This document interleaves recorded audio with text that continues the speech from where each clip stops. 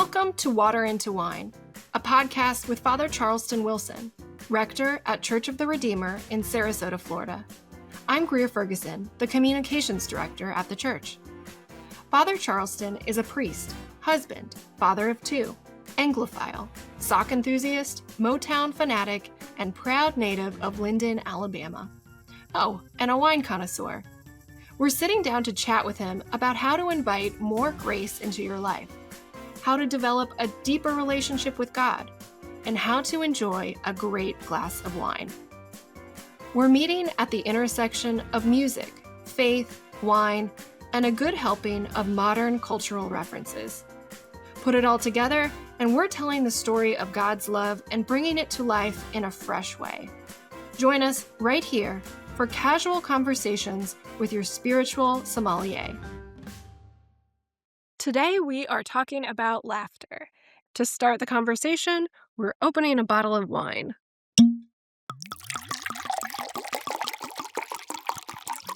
What are we drinking, Father Charleston? We are drinking today a bottle of champagne. Ooh. Yes, we're doing something special today. So buckle up, dear listener. This is a bottle of Pol Roger, Polroger. It's not Roger. In France, it would say Roger, but in the UK and America, most people will call it Pol Roger,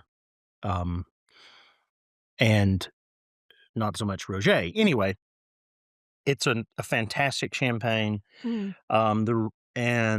doing it for several reasons, and I hope you'll ask me a little bit more about it. It's got a very storied history, and not only is it wonderful, but also today is our wonderful engineer, Run Reed.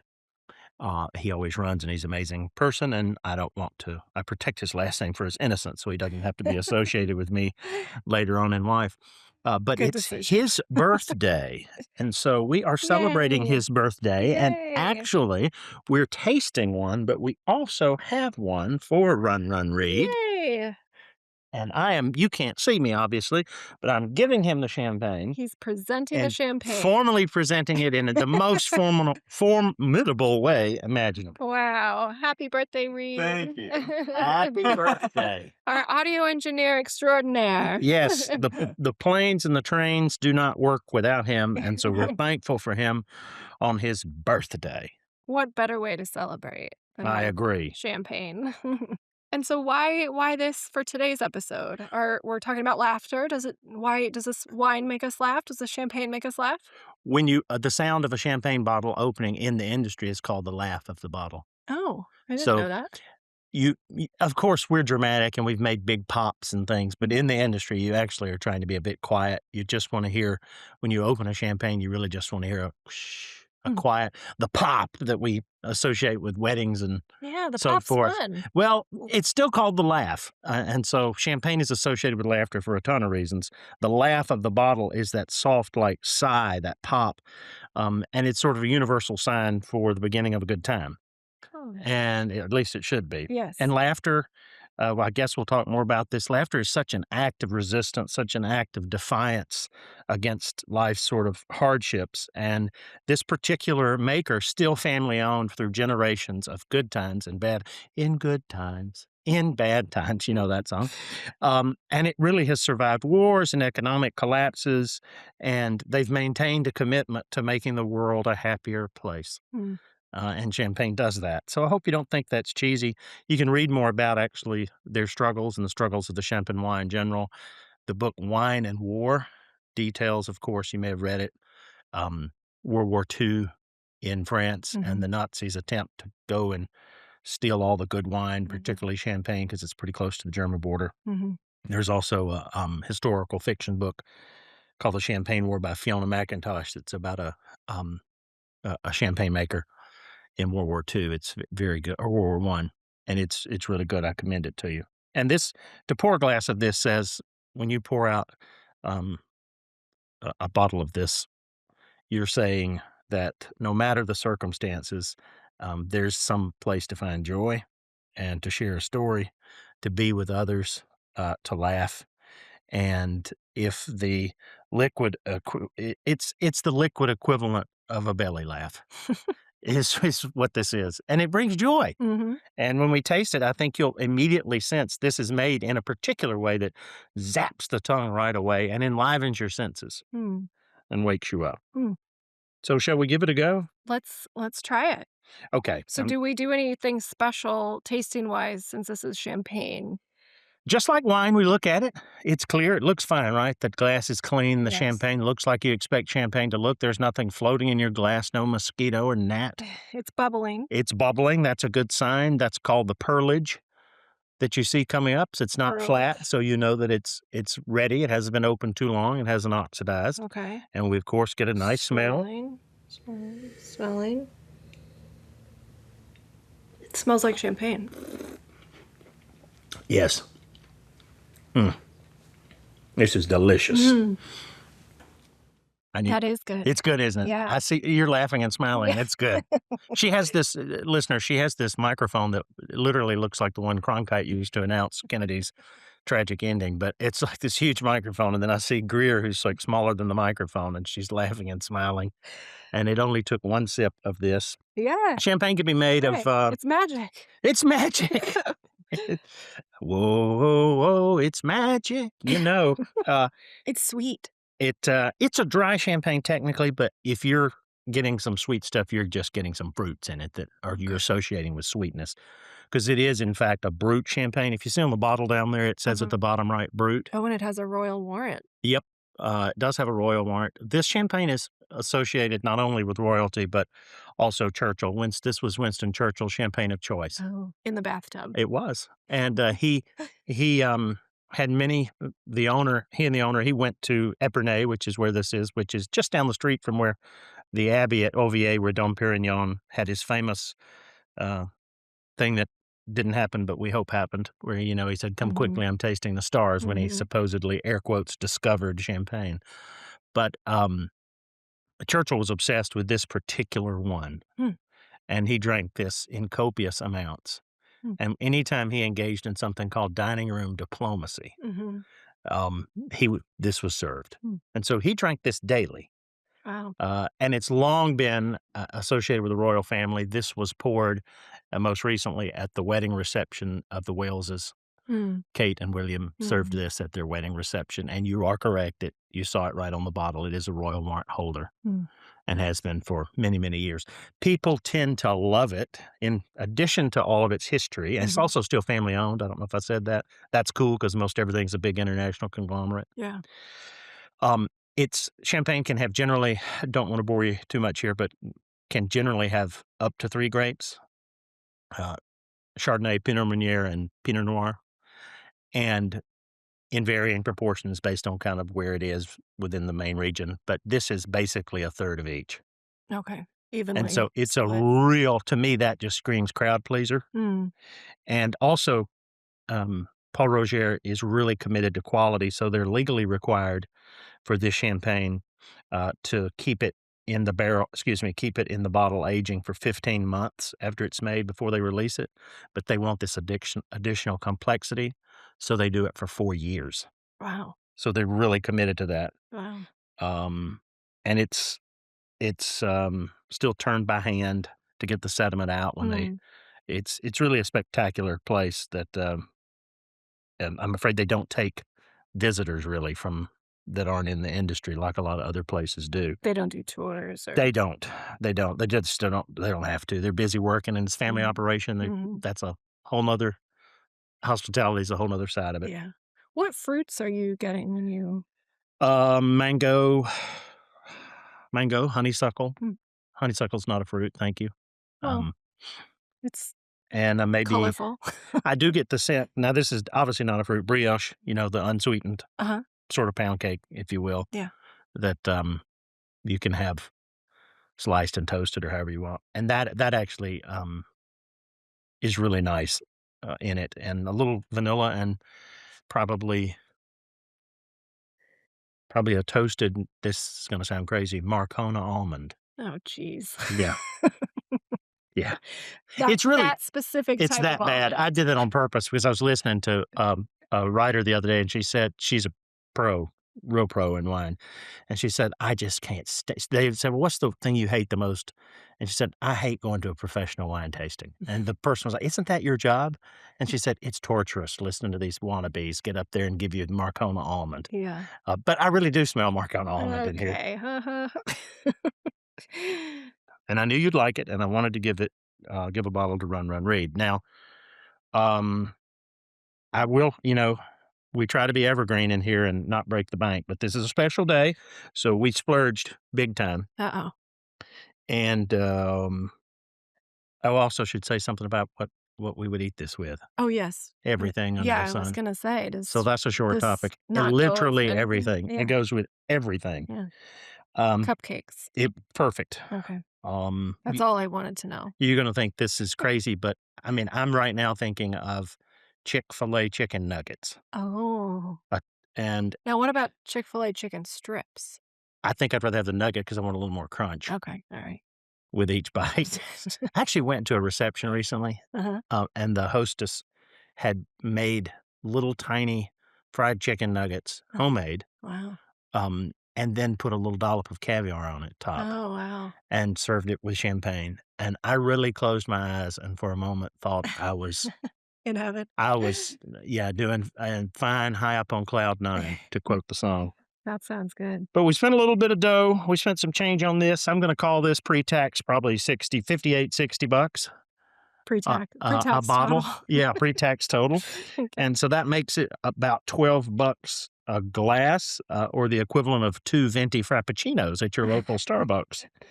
You could think of the cost per glass actually as the same as a 12-piece chicken nugget, actually. That's $12 at Chick-fil-A now. We're now doing nugget math. We're doing nugget math. And left with the choice of a venti frappuccino or chicken nuggets, I would actually choose this if I had to invest. And that's not a joke at all, by the way. I think that's a good investment. And so laughter really is the best medicine, and champagne is its counterpart. It's a catalyst for your being warm and witty, and you always are warm and witty, so maybe you drink a lot of champagne behind closed doors. Oh, but every day. Yeah. I'm just like Winston Churchill. Yes, having your scotch and soda in bed and then moving on to Pol Roger in the bathtub. Yes. It's a good routine. Yeah, it works for you.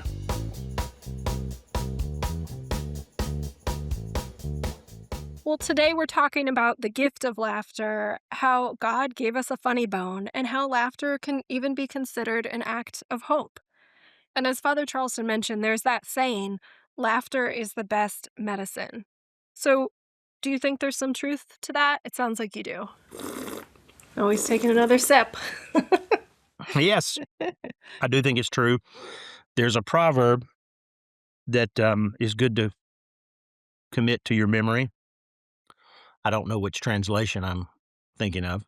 A cheerful heart is good medicine, but a crushed spirit dries up your bones. And what about, oh my gosh, at the end of the day, who are the people you want to be with?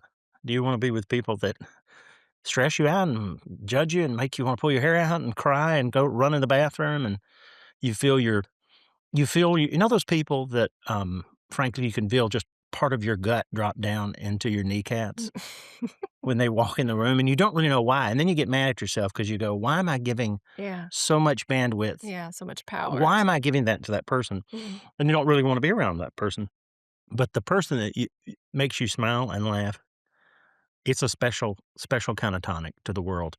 I forget the senator who spoke at Bush 1's funeral at the National Cathedral, and he had a fabulous quote that I want to get correct. And he said, I think Senator Stinson, and he said, laughter is the universal solvent against the abrasive elements of life. I think I got that just right. And I think that's so true. And I've even known, this is inside baseball, I'm probably not supposed to tell, but I've known people that have even, like, let's say one spouse dies and they decide to get remarried and they make the appointment to come see me. And I'm like any other human being. I'm like, these two don't go together in my head. And then I figure out what it is. They make each other laugh. and Yeah. it's just, it's electric, Mm. and it really lights them up. Yeah. So laughter is everything, and I think it's just we've really lost touch with the reality with being so serious, and a lot of people associate seriousness with holiness, Mm-hmm. and I think that's a little severe. Mm-hmm. We had a very strict teacher who was quasi-monastic, and he always said, "No laughing, no laughing," and of course, which made us laugh 13 times harder. Right, right. No, it's like church has to be, or Christianity is a medical research library. Mm-hmm. Quiet, quiet, whispers only, and that's just not the way it is. Because when you look at the way the great architect built your soul, you'll see that there's a funny bone, and Mm-hmm. boy, when it gets hit, sometimes you just Yeah. I've had to leave room sometimes where it's the room supposed to be serious, but I got so tickled that I had to leave Yeah. the room because I was laughing so hard, and I bet I'm not alone. I bet a lot of people listening have had that. I sort of live for those Mm-hmm. experiences. And you can, if you look hard enough, you really can find funny things in almost any place. It's laughter is like it's a it's a spiritual exhale almost. And when we laugh, again, join the resistance, listeners. It's like you're telling the flesh, the world, the flesh, and the devil that I may not be my best. I may have hard times that I'm going through, but I've still got a joy for the risen Lord in my heart. Mm-hmm. And there's a couple of saints probably worth mentioning here. Saint Teresa of Ávila had a saying, and she always prayed from sour-faced saints, "Good Lord, deliver us." And that's a sour face is frankly a poor witness. Mm-hmm. And I was listening to Her Late Majesty had a very very deep active faith. Mm-hmm. I'm somewhat sad to hear the Prince of Wales say he has a quiet faith, but a quiet faith is a great step from no faith or in no faith at all. So I'm thankful for his faith, and we don't always have to wear a sandwich board that says "honk if you love Jesus." And quiet acts of faith make the world go round. So I appreciate that. But I kind of want to see Prince William with that sandwich board, though. that Wouldn't that be fun? you talk about a loud faith. That would make the news. But this person had met Her Late Majesty, and the first thing that he said about her that he loved was her wit, Mm-hmm. and that she's funny and enjoyed comedy Mm-hmm. and really put people at ease. If you notice how comedy does that, Yeah. now Disarming. it's so oh, that's the word. Gosh, you're fabulous. Disarming. And if you've got a modern preacher says, if you've got people, particularly for a preacher, for all you preachers who listen to this, probably of which there's zero, but because you're too Well- serious, you need to loosen up. Well, I think one if you count yourself. Oh well, yeah, I'm not a huge listener, but I think I did like it on one platform to try to at least get one like. Please like and follow. At least like, follow, subscribe, rent, review, or whatever it is. They say it's sort of a can spill. And if you have these side effects before you see your doctor, tell them before taking this podcast as medication. And I forgot where I was going, but it doesn't matter. You don't want to be sour-faced. Saint Teresa of Avila. Her late majesty. Her Late had a- Majesty was very quick-witted, and it disarms people. And disarms people. a preacher that I really We'll get back admire, to it. we'll get to it in episode 400. A preacher that I love says, if you have people ready to laugh, you also have them ready to cry. Mm, And by which he really means then you have them ready for the gospel just to take root. Because as St. Paul says, faith cometh by hearing. mm, And if you can break down a little bit of that seriousness and sour-facedness, mhm. you've got some fertile ground to work with. That's interesting. So yeah. you will find some of the great saints and preachers of old and today will use comedy to their advantage. Mhm, mhm. And it's for a purpose. It's not for entertainment's sake. Yeah. Yeah, and it's often at the beginning of a You'll notice that. sermon. Yep, structurally you'll notice, particularly if the room. I know some preachers who have a couple of, as it were, funny statements built in that they may or may not deploy, Mm. depending on kind of how the room is. Mhm. And some rooms are tough. I'm telling you, I preached in a church one time in Wisconsin, and I preached the early mass. It's like 7, and it was in the winter, and then they had a later mass. And the early mass is typically, as in most of them, are sparsely attended. Early risers that would like to go and not have music Mhm. and go about their day. It's fine.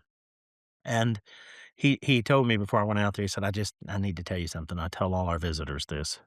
You remember the doctrine of the immovability of God? And I said, I think I do. That's about at God's core, he's not changeable and you're not going to change his opinion. He went, yeah, you've got it right. Then he looked at me, so he winked and said, he learned it from this crowd. So he said, be careful. And truly, they were immovable. Yeah. I could have, Tough crowd. they were a tough crowd. Yeah. So it's good to deploy it when you have to. Yeah. Oh, the other saint I was thinking of is Saint Philip Neri. And he was known as the funny saint. And if there was something really, really serious going on at the monastery, he would show up at the meeting with his beard half shaved off, like one side of his face shaved. And that was just to remind people to stop worshiping your own dignity and self-absorption. Both pride and despair are consequences of being self-absorbed. Both Pride and despair. Because the pride part is, look how great I am. We're so self-absorbed. Marcia. And the despair part is, I can't believe I did that I could stoop so low. I can't believe I did that. Yeah, we're at the center. I can believe it. Yeah. Yeah. And laughter has a huge, huge part of that. And can dispel that. Yes, we can get rid of that. I guess I'm saying it is spiritually healthy. Please, folks, go for it. Do this at home. It is spiritually healthy to laugh. And it's also important to laugh at yourself. And say, oh, that was a good one. Yeah. Don't take yourself too seriously. Right. And I'm fortunate to have teenagers who don't take me seriously. So yeah. I get tickled with some of their side. I wore a white seersucker, but very white. To like a suit? Yeah, there were white linen pants and a white seersucker jacket. Oh boy. With my black clergy shirt and my shoes and like Easter egg socks. Oh boy. To Easter Mass. And I came home and my daughter said, please tell me you didn't wear that to church. And I said, why? And she said, well, I guess it's okay if you were the Easter bunny because that'd be the only reason. So that's good to laugh at yourself. And I did go look at the mirror and I went, that's a lot going on. That is a lot going on there. Yeah. If I had bunny ears, we could have saved money and didn't need a bunny. Didn't need to hire. No, we wouldn't need it. Well, at least most people wouldn't have seen you in that outfit because they would have seen you in vestments, right? So, but earlier in the day, so you missed it. But that was what was going on. So explain more for us how taking ourselves less seriously can create more room for God to work in our lives, to work through our lives. Oh gosh, thanks. That's actually an easy question, Greer. And you usually ask like such journalistic, penetrating, thought-provoking. Not that this isn't thought-provoking, but that's an easy question because when you laugh at yourself or laugh at what the world, air quotes, would call an imperfection, what you're doing is simultaneously pointing yourself, redirecting yourself. You are reorienting yourself, recapitulating yourself. That's a Latin phrase rooted in the idea of caput head, putting your head back on. In the South, we used to say that person's got their head screwed on right. And that's recapitulation. That's what God is doing in Christ for the whole world. And we turn towards God simultaneously when we laugh at ourselves. So when you get choked up in a funny way about your imperfections and you laugh about it, you automatically put yourself in front of one who is perfect. And you're more aware of that. And, think about Navajo weavers, and they're not the only indigenous persons who in weaving will always put an imperfection in the pattern. And because they want to point to the fact that only God is perfect. Oh, interesting. And it's meant as a little humorous stitch. And we have them even in we have a fabulous needlepoint group in our parish that's literally put millions of stitches all over the parish. The high altar rug here has literally a million stitches, but I'm not bragging. You'll have to see it on your own. It is gorgeous. But they've made some of the kneelers are humorous. Yeah. They've got there's a Florida football reference in one and so forth and so on. That's the same kind of thing when you stitch that in. It just reminds you that he's more important than Florida football. What? Yeah, I know. It's shocking. Newsflash, and I'm from Alabama. And of course, don't forget Sarah. You know what? Her son, when she was told at a great age Hmm. that she would have a son, the name Isaac literally means he laughs. Hmm. And so every time she called him to come inside from playing out back, she's just reminding us of that God's got a great sense of humor. Mm. It's not disrespectful, in other words, when she Right. laughed at God. Yeah. It really was a belly laugh. Not Like laughing at only, God. it wasn't With laughing at with God. God. It's like only you Yeah. could come up with this Yeah. because he is the architect of joy.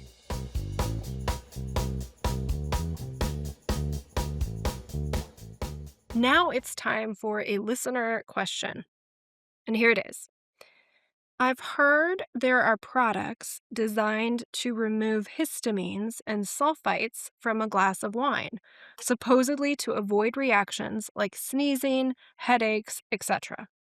Would you recommend using these products? And I have a disclaimer because this question could sound like it's coming from me, but it does not. It comes from a real live listener, but I do sneeze after I have particularly red wine sometimes. Yeah. Okay, so let's just So I'm also interested to know the answer here. all right. Well, uh, a disclaimer from me, asterisk. I am not aware of every product that's on the market Okay. and their validity or not. Okay.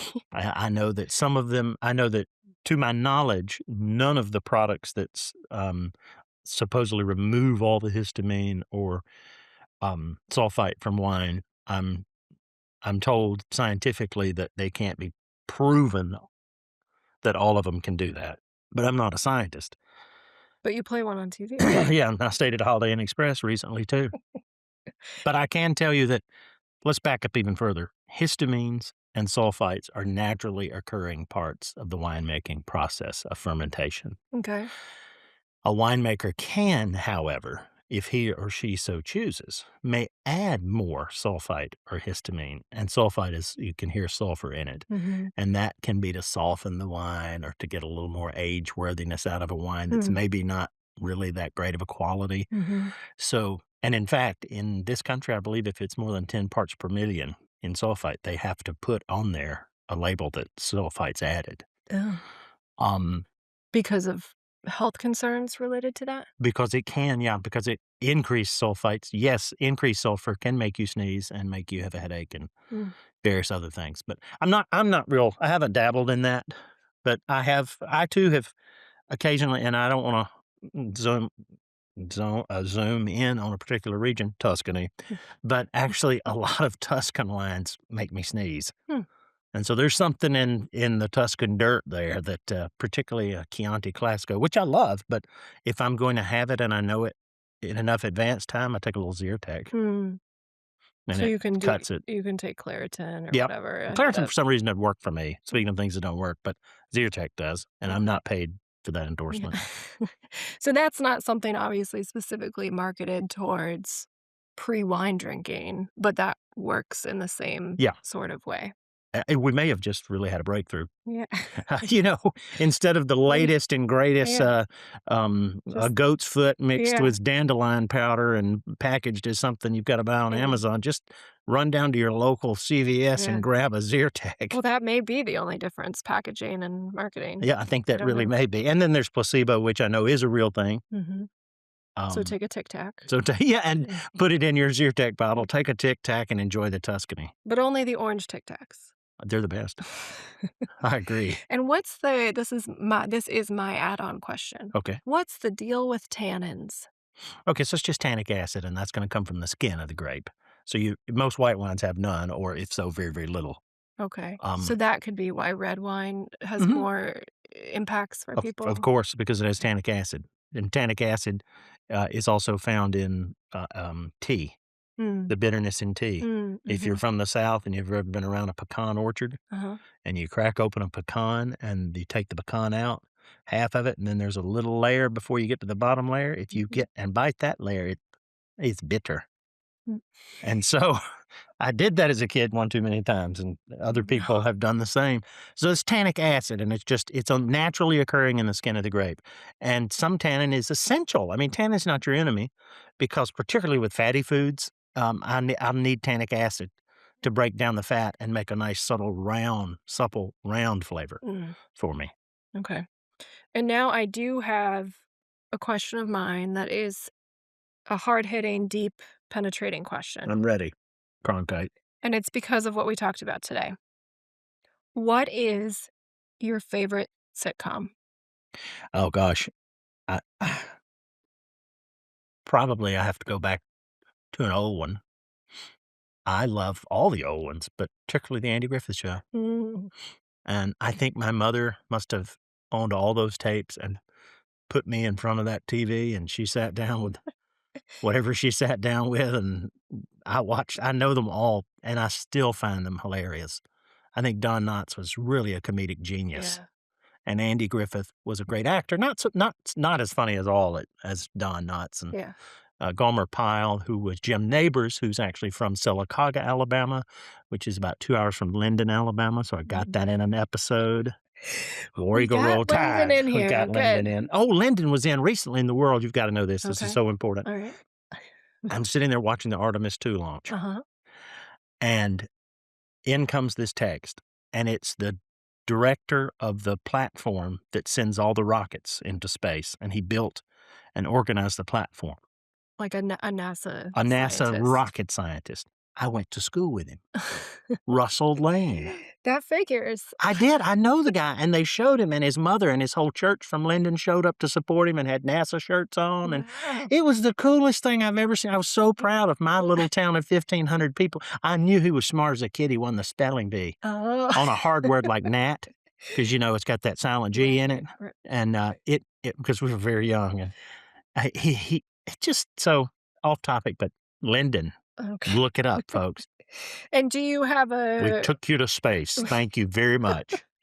Do you have a favorite episode of the convicts. I forget when the 3 lady convicts escape, and Barney's at O'Malley's cabin, and they take him hostage, and Andy has to spring him. That's a funny one. Yeah. When Gomer and Barney are watching one of the prisoners while Andy's trying to get the 2 others, and they keep breaking free. Yeah. Yeah. When Floyd is sort of lied in his letters, and the girlfriend comes to town and finds out he's not an aristocrat. Yeah. I love that one. I got quite a few. Ernest T., Otis, they're great. Oh, the gold truck. That's probably my favorite one, when the gold truck goes through Mayberry. So maybe the perfect... I didn't say gold, I said coal. Yeah. Maybe the perfect pairing is champagne and Andy Griffith. You have hit it. We should land the plane, because that's not nothing I say is going to get better than that. Any final tasting notes? No, I think it's the same. It's confirmed with what I... Confirmed. Excellent. Yeah, it's excellent. I recommend that you have a birthday as often as possible. I do want to say just one last thing, and I almost didn't do this because of this. I don't want Americans to keep associating champagne with special occasions. It's an everyday beverage. Correct. Thank you. You've drunk the champagne, as it were. I truly have. You've had the Kool-Aid and believed this. Thank you for saying that. There's no need for a special celebration to have champagne. If your heart is beating, have champagne. Just a Tuesday night. Absolutely. Exactement. Cheers. Thanks so much for joining us for Water into Wine with Father Charleston Wilson. We're looking forward to sharing more grace, more music, and more wine with you again soon. If you liked what you heard, follow the show on your favorite podcast platform. And if there's someone in your life, maybe a friend or a colleague or a family member, who might like to hear this episode, please share it with them. Water into Wine is produced by Church of the Redeemer in Sarasota, Florida. Audio engineering by Reed Corley of the Corley Company. Join us for our services, in person or via our live stream. And learn more at redeemersarasota.org/podcast. That's redeemersarasota.org/podcast.